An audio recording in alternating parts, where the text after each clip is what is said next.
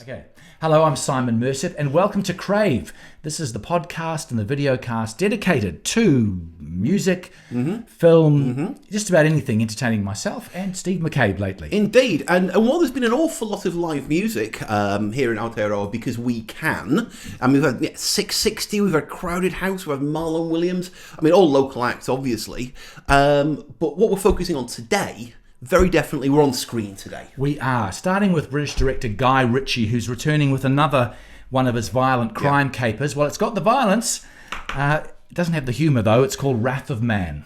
Yes, now we've got a film that's about lockdown. It was filmed during lockdown and it's called Locked Down. Yes. How original. I know, it's brilliant, isn't it? Do we really want another drama about the drug trade? Good question, Simon. Do we need another drama about the drug trade? As it turns out, I think we do. This one is called ZeroZeroZero. It's on Neon. It's a little complicated, but it's uncompromising. I think it's really, really good. Fair enough. Well, we'll start off with this new film. It's called Wrath of Man. Or, depending on where you happen to have the misfortune to see it, it might also be called Cash Truck. But down here in New Zealand, they're calling it Wrath of Man, among other things. It's written and directed by Guy Ritchie, famously of Lock, Stock and Two Smoking Barrels, Snatch, most recently The Gentleman. Is it a Guy Ritchie film? I thought the first scene, I thought, oh yeah, this is Guy Ritchie. Yep. Because he's got a reputation now, hasn't he, for putting out these pretty clever, wisecracking, slightly tongue-in-cheek, sharply directed and edited, lots of great music movies, and you know, The Gentleman I thought it was a great crime caper. Fantastic. So in the first sequence, in the opening sequence, it involves a robbery of an armoured cash truck. The camera is locked in one position. Yes. So you see the scene unfold, you're not quite sure who's doing what to whom, and I thought, oh, this was promising. Tension ramps up nicely. Yes, and then sadly, this ended up being a huge disappointment, Steve. Oh, it was rubbish, wasn't it? so let us count the ways in which it was rubbish. All right. So what are the elements a good film should have? Let's see. We need first of all we need a good cast. So we've got Jason Statham, right? Nobody could do Guy Ritchie quite like Jason Statham. Yeah. Except they put him in Los Angeles. Now, why was he in Los Angeles? We got none more Cockney. Jason Statham, and it's based on a French film called, what was it, Le Truc de Cash or something, right? Yes. And so why have they transported it to LA? Well, all the other actors are American. Indeed. So probably it was for American producers, American money, I guess, and that's why they wanted to set it in that way. But you're right. Jason Statham's called Limey a few times in the story. Which is not offensive in the slightest. No. He is a fish out of water. Yes. The plot is about some double dealing and some twists around the various gangs which appear to be on the hunt for these the cash in the trucks. Someone's undercover twice, perhaps. Or are they? There are some layers to the plot which could have been interesting. Yeah. Yes. But it becomes in my opinion, relentlessly, nastily violent film. The violence seems to be there for no other reason than they just like being violent, and the humour is almost non-existent. It's gratuitously violent. Like you say, the plot is convoluted. It flips from being a crime caper to a revenge thriller about halfway through. Almost, I was about to say, what's the opposite of seamless? It was quite seriously sceneful. You could almost feel where they spliced two films together. Yeah. You've got. What else do we need in a good film? We need apart from the acting, you need good scripting. Good script and characters we can somehow relate to. Right, and these two need to go together, right? So you've got Guy Ritchie, who, as we've established, is capable of writing a bang-up script, right? Yeah. And his characters are obviously meant to be British characters, because in addition to H... Who's Jason Statham? Jason Statham's H. You've got Hollow Bob and Boy Sweat Dave. I mean, these are definitely Guy Ritchie characters. And Bullet. And there's a Bullet. And Bullet as well, right? Of course, yeah. So these characters scream Guy Ritchie crime caper, and he's tried to write sort of witty Cockney dialogue for them, and it clangs and it thuds and it clomps along horribly. This is your temporary sidearm. What happens if we're putting pistols in a machine gun fight? Do you have a problem? I don't know. Do I? None of these actors. So we got Holt McElhenney playing Bullet. who struggles so hard to do the sort of the witty sort of banter that would work better with the kind of people. I mean, even Brad Pitt managed to pull this off in Snatch. Yes. But these guys can't. They just can't do it. And as a result, what's meant to be sort of witty, zippy, snappy, catchy dialogue is clang, clunk. Yeah. I won't even attempt to reproduce anything, and you should be grateful to that. Yes. To me for that. Seriously. But the violence is nasty. There's retribution exacted for no good reason, really. And the characters some of them are very stereotypical. We've got the bunch of the former soldiers who can't adjust to civilian life, so they've got to go back out and wreak some more havoc because that's how they feel like they're real men. That type of shtick. Yes, that was the second half of the film, wasn't it? Yeah. Because those were characters who didn't even appear in the first half of the film. No. They get retrofitted onto. And Jason Statham, Jason Statham is Jason Statham. Yes, he is. You're not going to get a lot of light and shade there. No. And that might suit some roles, but the lead character, H, is given quite a backstory. And I think, whether it's a successful backstory is another question, but he is given a backstory. Yeah, okay. And to make that work, I think you needed someone who could act. And I don't think that he was the right guy for that. No, he has his niche within which he functions brilliantly. Yeah. None more Jason Statham than Jason Statham. However, he's not known for his range. I think we have to assert that, don't we? Right? Yeah. And they give him a little bit of backstory within the context of the immediate narrative. But why is he in the US? Why? There's one scene. I don't think we're giving too much of a spoiler right here. There's one scene where some rather mysterious woman hands him a fake passport. Yes. So he's obviously throughout the film very clearly tapped into a much larger crime network. Yes. We have no clue. No. Of any of this. Well, is he even at the same time deep undercover for an international law enforcement agency? I mean, that's floated as well. So sort of obliquely hinted at, isn't it? Yeah. So, yeah. But none of these things are either explored or certainly not tied up. Definitely not explained. It's like this was an early draft of a film, I think. It's a good way to put it. I think it was. Yeah. Not helped, may I say, by a thumpingly repetitive soundtrack, Yes. which I was getting a headache by the end of the film. Let it breathe a little bit. Let it go. Let it go. Yes. Anyway, so I look, if I was going to mark this, and I will. Yep. 1.5 stars, and that's being generous out of 5. Where did the half a star come from? Just because. Because of the hint of a promise at the beginning. Oh, okay, fair enough. That's what I'll give it a half for. No, I think you're going soft in your old age, quite frankly. This was a woeful, dire, and execrable film. I had to contain myself from yelling at the screen. Oh, okay. I was angry at this film. It had no business being in my cinema. I wanted it to stop. And don't hold back. Say what you really think. Oh, yeah. Seriously. Guy Ritchie has a lot of questions to answer, and I want to ask them. It feels... Please do. And when you do, I'll join you. You're on. It did feel like an American production company just brought him in thinking that he could richify... Oh, yes. Yeah. Enrich, yes. A crime caper, but it didn't work. He should go back to the setting around London or wherever, and it works a treat there. Yes, and also get Hugh Grant back. Yeah. My God, that man needs... seriously, can we just go back to The Gentleman just as a palate cleanser? Just remind ourselves he is capable of so much better. And that's probably why Wrath of Truck was so... Cash of Man, we were calling it, was so utterly disappointing. You're right, after that film. So you said bravely gave it 1.5. What would you give it? Well, I mean, are we allowed to give less than 1? Can we you do whatever you like. No, I'm not. It doesn't even warrant a rating. Oh, okay. Dreadful. It's off the chart. Dreadful. I'm just waiting for my money back, seriously. Look, palate cleanser time, please. All right. Okay. Please. All right. So let's move on to a film very much of our time, Steve. Yes, indeed. This is the film called Locked Down, filmed in lockdown. Yes. About lockdown.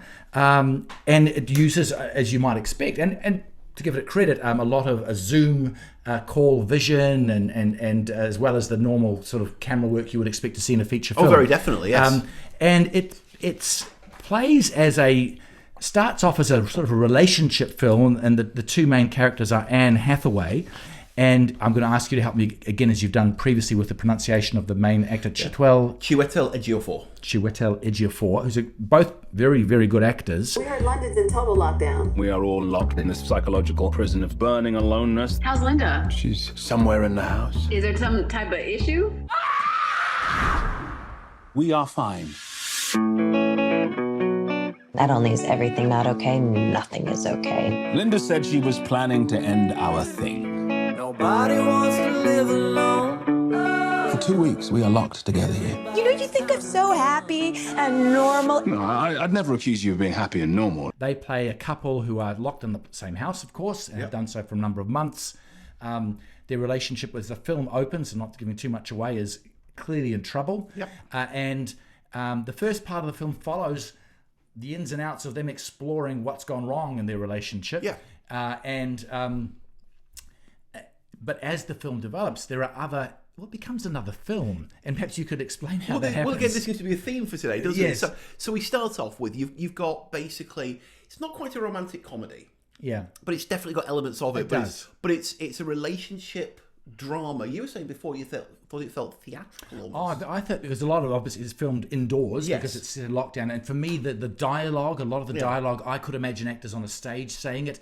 It was written by someone who was using the opportunity to make some social commentary as well as just putting real words in the mouths of real people. That's what I felt. So for that reason, it felt a little bit forced to me at times and a little bit overacted, if that's quite, if you know what I mean. I think Hathaway, yes. Ejiofor, I think he's just such a brilliant actor. Yeah. I think he pulls it off.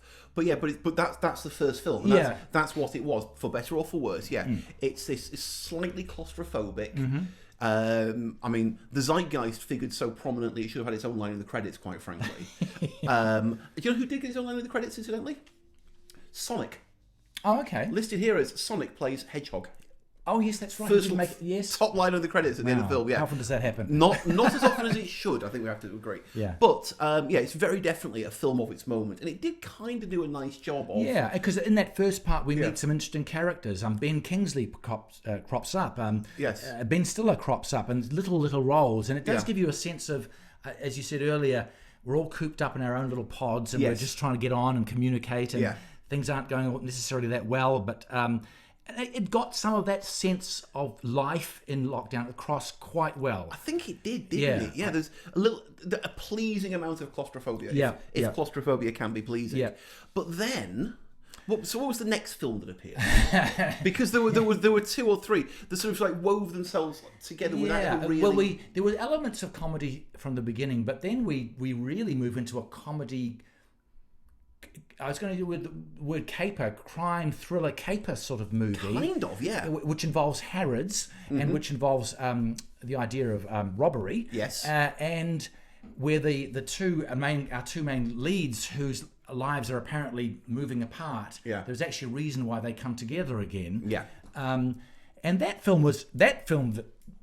second film, or the third, was an entertaining, light-hearted sort of caper. And there was a lot of potential. I mean, oddly enough, this is the film that Guy Ritchie should have been making. You're right, oddly yes. enough, because it was a better crime caper than Cache of Wrath, or whatever it was called. It was definitely a superior film there. But again, the problem was, you've like you said, you've got Ben Kingsley being sort of slightly grubby, possible crime boss, but we're not quite certain. I mean, he was the kind of character you expect to see showing up as a bit player in a Guy Ritchie film, and I wanted to see a lot more of that story. The crime caper that was done really quite nicely, but then you've got this strange, like you said, melange of bit parts. Who did we see? We saw Stephen Merchant pops up as the security boss in Harrods, and his usual nice comic touch that he brings to his roles. Gloriously awkward, as always. One of the things I think,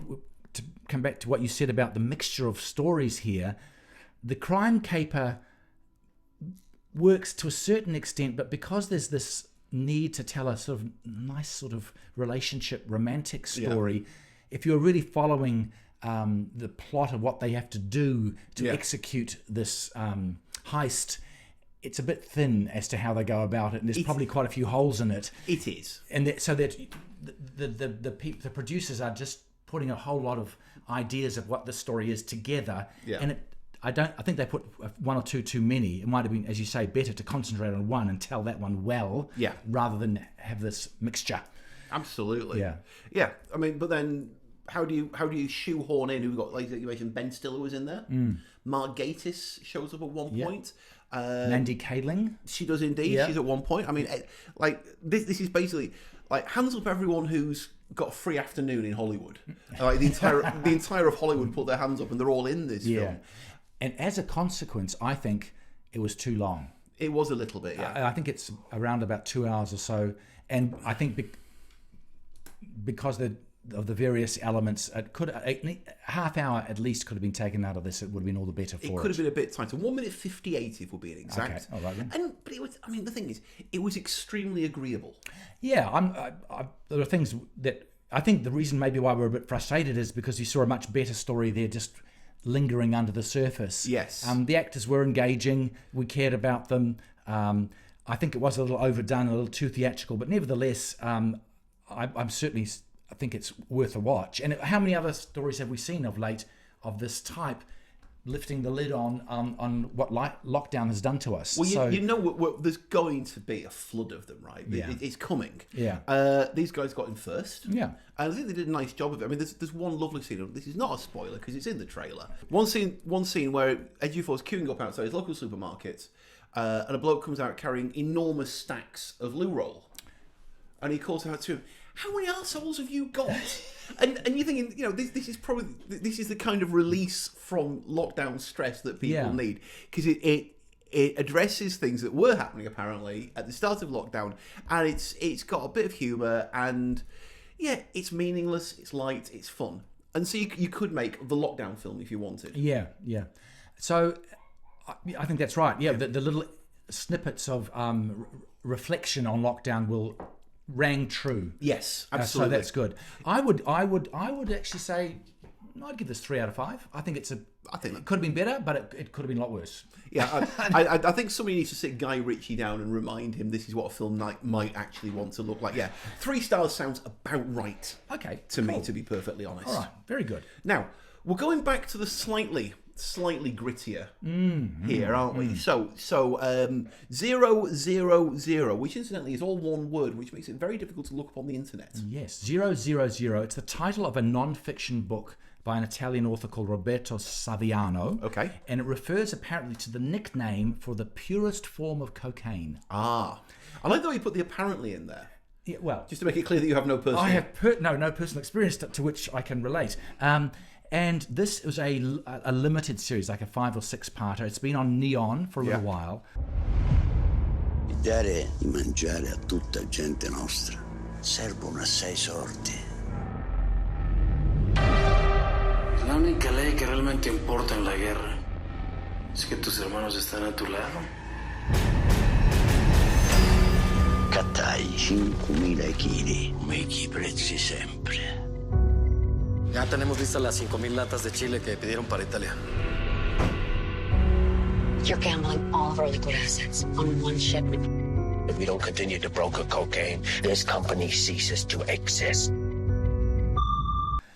I approach this with a little bit of caution because I've seen a number of drug-related dramas of late. I mean, we go all the way back to Breaking Bad and then its prequel, Better Call Saul. We've had Narcos and several versions of Narcos. Yeah.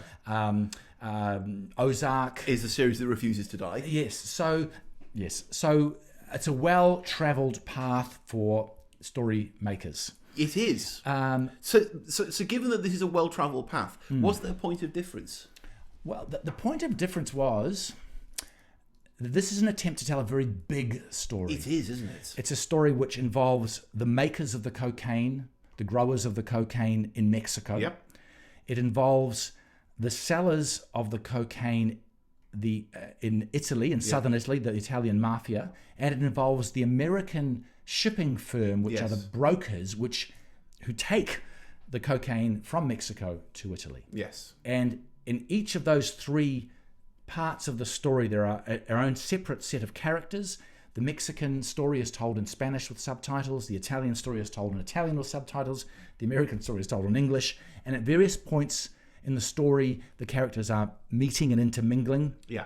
You've got another little sidebar where on the way the drugs end up in French Africa. Okay. And so we're hearing French being spoken. Yep. So it has a very...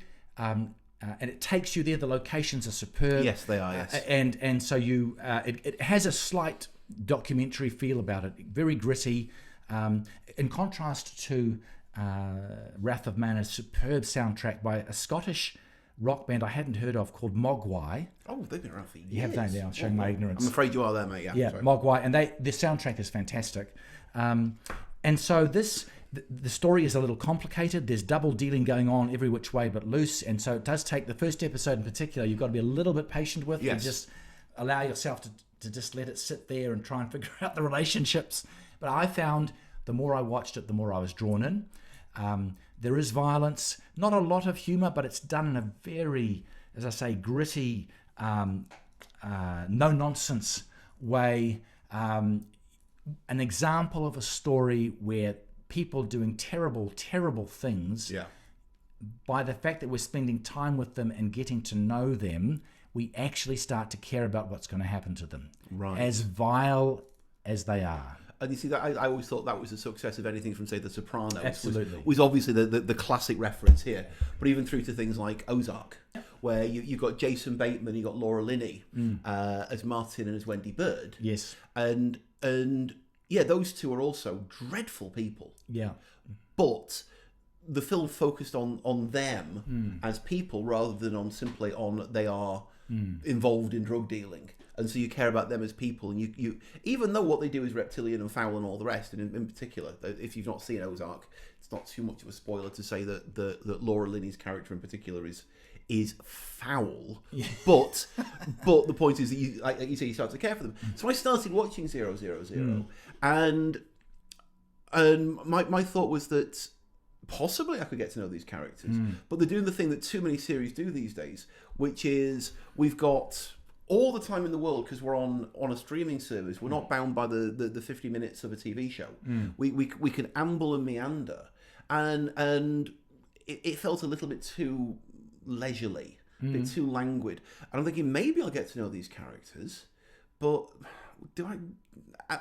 I've seen too many shows like this. Do I really want to invest that much time in them? Okay, that's a fair question. And all I was really seeing to begin with was their evil doings. All I could see is there's a great big car chase through the streets of I forget where in Mexico now. Yeah. Do I really want to invest my energy in getting to know another bunch of bad lads? I think that's a fair question, and I decided to at the end of the first episode I thought, I'm part of the way along to we wanted to see the next episode, not completely, right? But I'm really glad I just stuck with it to get a bit further. Now that maybe it's not a great way to sell a series, is it? But sometimes when you have got the luxury of being able to spend longer with a character, you can reveal the layers over a longer period, and at the end of that you care more deeply than you might have in a space of an hour and a half film, right? Maybe. So I would invite you to take a little more time, see a bit more of it, and maybe have another discussion with you. I at the end of it, I thought it was great, fantastic, one of the best I've seen. Oh, well, that's high praise indeed. Yeah. Because I keep hearing from my daughter, oh, you should watch. I mean, one great example is like Parks and Rec. Right. I said, well, I tried watching. I watched like almost the entire first series, and it was rubbish. She said, yeah, the first series is rubbish. You have to watch the second series. I'm thinking, why? First of all, why would you waste your time working through a first series, hoping for a better second one? And secondly, you shouldn't have to. No. Especially with, the kind of budget that's gone into something like ZeroZeroZero. This is a non-trivial production. Oh, this is the budget must be massive. And I just one final point, Steve, to come back what you said. One of the things that kept me going was I had read that it was based on a non-fiction piece of work. Yeah. So a lot of what I was seeing, I felt was grounded in reality. Right. If you watch the first series of, Narcos, which was about Escobar. Yes. Where they used real news footage throughout the series, it gives it a completely different perspective and a sense of Yes, it would, wouldn't it? investing in this happened. There's some dramatic touches, but Yeah. essentially this is the news. Yes. And I felt that this was the news by and large watching 000. I think, you know what? I think you might just have convinced me. Well, I'm giving it 4 to 4.5 out of 5. That's how good I thought it was. I might just have to. Well, given that I feel having been sort of like okayed by lockdown and having almost lost the will to live, watching Wrath of Man. Yes. I think I need some quality entertainment. Well, I think. Where you go? You go? I think I might just need to revisit that. I think you should. Yes. I think you should. So, Steve, there's still lots, obviously, streaming, but even now there's some signs of finally some of those big blockbuster movies that were held back during lockdown. Yeah. Beginning to see the signs of them being released. I think the Marvel's Black Widow's coming up pretty soon. Yep. The Quiet Place, the second one with Yep. Emily Blunt, that's around the corner in a few weeks. So we're okay here in New Zealand to go and see them. Yes. There might be a bit of trepidation in some other parts of the world. Well, but- I mean, quite frankly, The Suicide Squad is coming out soon, and there should be trepidation about seeing that one, regardless of where you are. I mean, is Top Gun 2 a really necessary sequel? Is this what the world? It's a long time coming for a sequel. It is awfully, isn't it? Yes. And of course, we may or may not get to see the latest James Bond film, No Time to Die. Boy, that's been on hold for a long time. At least a year. At least, yeah. At least a year. And I guess they've had to delay naming the next Bond until that film was released. Well, yeah, you can't have the next Bond out named while the current one is still pending. Yes, so yes. anyway. So we don't know what's coming up. Yeah. So Steve and I will update you with reviews. And when the concerts do come around, and we've covered Marlon Williams and Crowded House on cravepodcast.com with some great concert photographs by Steve. Thank you. So just keep in touch with that to see what's coming up. But in the meantime, good to be back with you for our episode number 99. Do you think we're going to make three figures here, Simon? Nothing could be surer. Absolutely, yes. Speaking of our reviews, if you agree or disagree, we'd love to hear from you. We can take the criticism of our criticism. We're big boys. We can handle it. You know we're right, obviously, but we can take it. You're welcome to be wrong. Yeah, you can get in touch with us on by email, podcast@cravepodcast.com. We're all across social media. We're where all the cool kids are hanging out. We're on Facebook. We're on Instagram. We're on Twitter. Don't think we're on LinkedIn. We might have to do something like that. but wherever you are, we are as well. Great. So that's our program for this time. See you on our 100th episode. Until then, I'm Simon Mercer. I'm Steve McCabe. That's what's been entertaining us this week. Excellent.